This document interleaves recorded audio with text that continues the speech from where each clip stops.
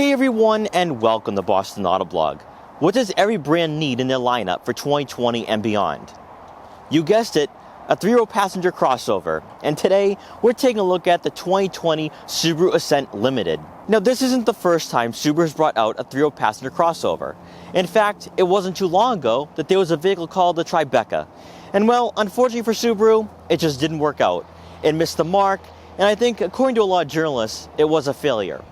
However, one thing I have learned in my 2.5 years, almost 3 years of filming on Boston Autoblog, is that failure is one step closer to success.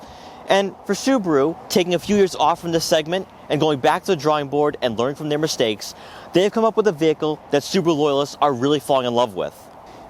In its first year and a half on the market, the Ascent has sold over 100,000 vehicles and really has been almost an overnight success.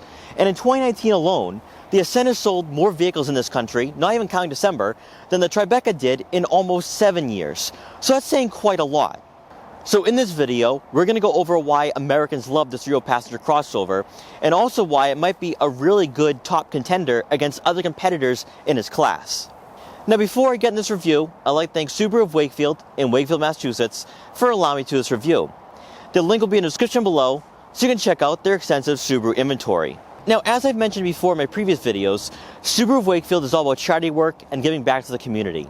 And from now until the end of the year is Subaru Shares the Love sales event, where for every new car purchased or leased, Subaru will donate $250 to the charity of a customer's choice. And last year, Subaru of Wakefield raised almost $58,000, and this year they're trying to top that. On top of that, Subaru of Wakefield is also hosting a toy drive for Make-A-Wish Foundation for Massachusetts and Rhode Island on the day I'm filming this vehicle. So, like I said before, they're all about charity work and giving back to the community. So I will leave all the links to their social media pages below, so you can check out what's going on at the dealership, what charities they're working with, and also see what new vehicles are arriving to the showroom. And so, with all that being said, let's get right into this review.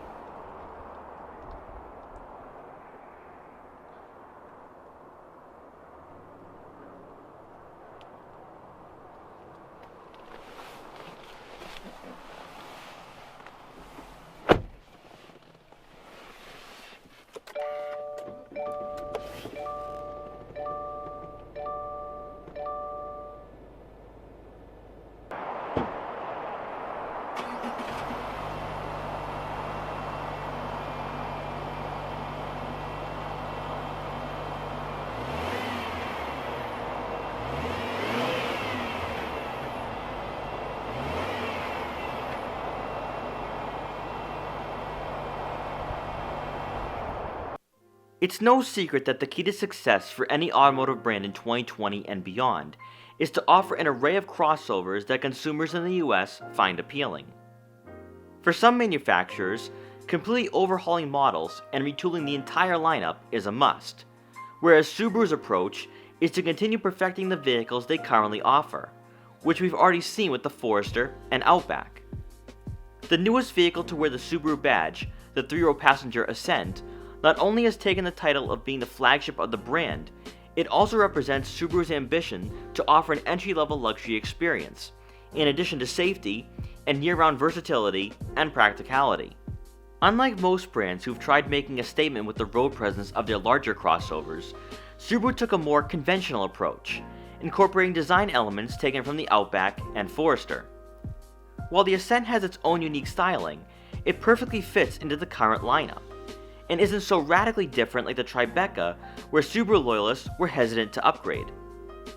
In terms of dimensions, the Ascent falls right in line with its Japanese and Korean rivals, while being slightly smaller than American crossovers in this segment, which isn't necessarily a bad thing. Within the Subaru lineup, the Ascent is almost 6 inches longer, 3 inches wider, and 5 inches higher than the Outback, translating to more interior room and being more conducive for bigger families. Subaru, deciding to go more traditional with the overall look, gave the Ascent a very similar front fascia to other models in the lineup, which is likely why it was embraced the minute it arrived in showrooms. What stands out the most, however, is that Subaru minimized the amount of plastic cladding you'll find throughout the vehicle, going more upscale and differentiating the Ascent from the Legacy, which might draw in a different demographic of car shopper. Rather than going with the adventurous off-roading appearance, the Ascent's overall design is likely drawing in consumers who may occasionally go off-road, but the primary focus is to be functional for families always on the move. Up front, LED steering responsive headlights and LED fog lights come standard on the Limited and Touring trims, which is an upgrade over the halogens you'll find on the base and premium models. Moving to the side profile, the Limited sits on 20-inch aluminum alloy wheels, with 18s coming standard on lower trims. Just like its siblings, the Ascent has a ground clearance of 8.7 inches, making it more versatile than many competitors in the midsize crossover segment, like the Honda Pilot and even the new Ford Explorer. Body color folding side mirrors with integrated turn signals help give this crossover a more premium look. Coming around back, partial LED taillights and dual exhaust tips complete the appearance of the Ascent. For performance, the Ascent is powered by a 2.4-liter turbocharged Boxer 4-cylinder engine that gets 260 horsepower and 277 pound-feet of torque, and is paired with the CVT. As always, Subaru's symmetrical all-wheel drive system comes standard, unlike some competitors who offer all-wheel drive as an option. One of Subaru's primary goals with the Ascent was to be more fuel efficient.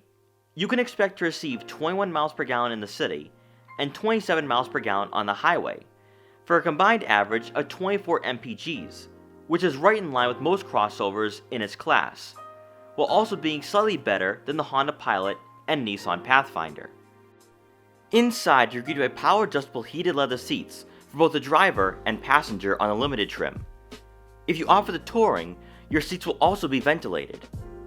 In front of you is a digital display in the center of your analog gauges, and by using the buttons mounted on the heated leather wrapped steering wheel, you can scroll through a variety of information.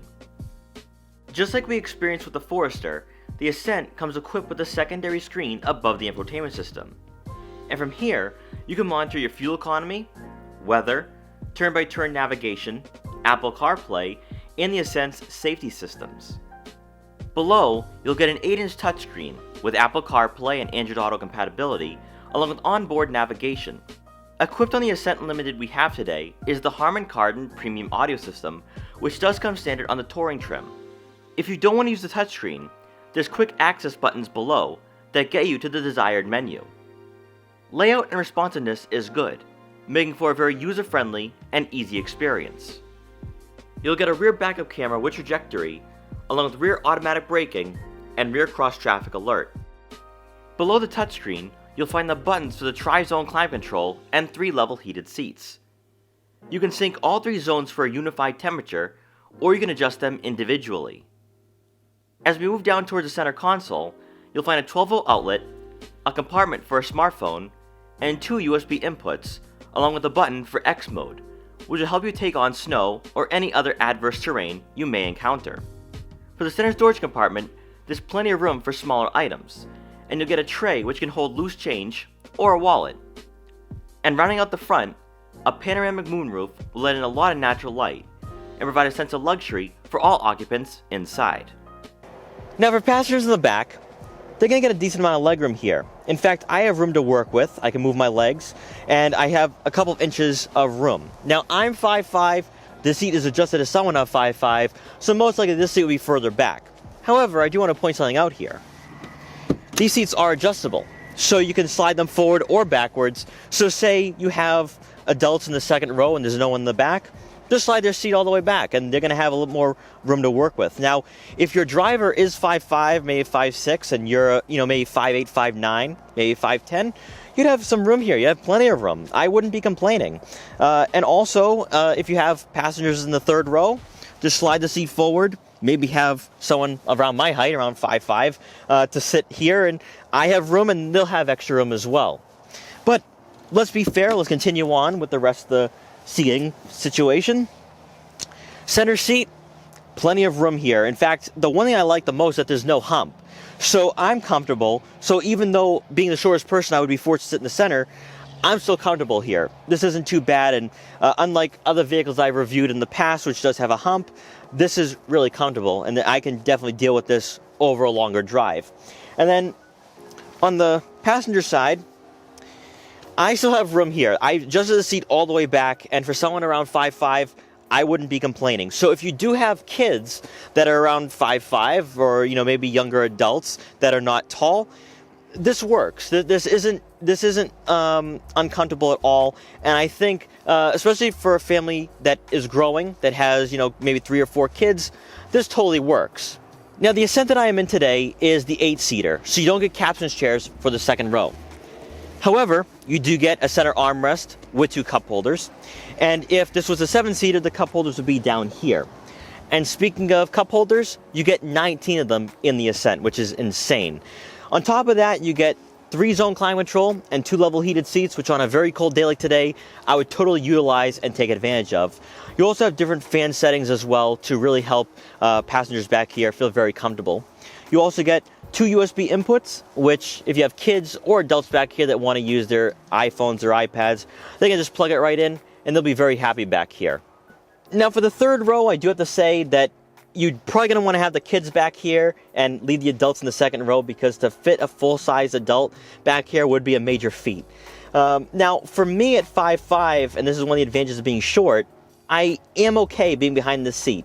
I would like to have it adjusted a little bit further up, but someone around my height would work. It would totally work. So in terms of having kids back here, they're going to have leg room. They're not going to be too cramped. Of course, you'd probably, if you are a kid, you might want to have the second row, but you do get an additional USB input back here. So if you have any tech-savvy kids, they can just plug in their iPads, their iPhones, and they'd be pretty happy back here. But like I said, for adults, it would be cramped. Headroom would be a little tough, but this vehicle is primarily for American families that are growing, that maybe have 3 or 4 kids.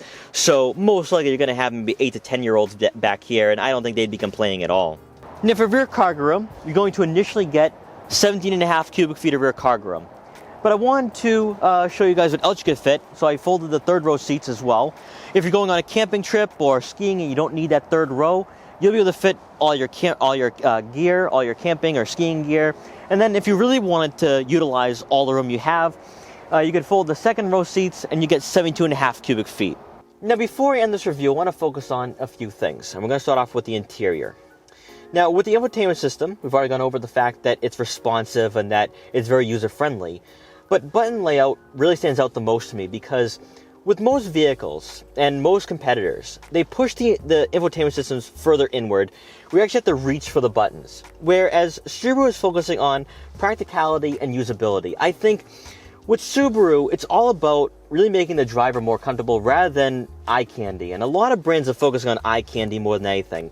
Now, one thing I do say though, and one thing I really want for the Ascent, is to have that 11.8-inch touchscreen, because I think it'll be pretty cool. But that's just me being a techie and a millennial. But this 8-inch touchscreen works perfectly, and the button layout is definitely good, because if I'm driving, I don't really want to be focusing on touching the screen or, having to reach for things. My eyes should be on the road, where all these buttons are right here, in arm's reach, and I like that the most. Also, you have soft touch padding along the interior, which makes the driving experience a lot more comfortable. So for my left and my right arm, I have nice soft touch padding for my armrests, and I'm really comfortable. On top of that, you also have these leather seats that provide a good amount of bolstering, and they're firm. So for me, I could totally see myself driving this vehicle for 2 or 3 hours and not get tired of it. And you don't really expect to see aggressive bolstering for crossovers in this segment, particularly crossovers that are not sports car oriented. So that extra bolstering means a lot to me, because I know I'm not going to get jostled around or hassled around. And I just think that what Subaru is doing here is that they're focusing on the driver and focusing on comfort as well. Everything's about practicality, usability, and just making it very easy for drivers to get used to, and just making the overall driving experience very comfortable.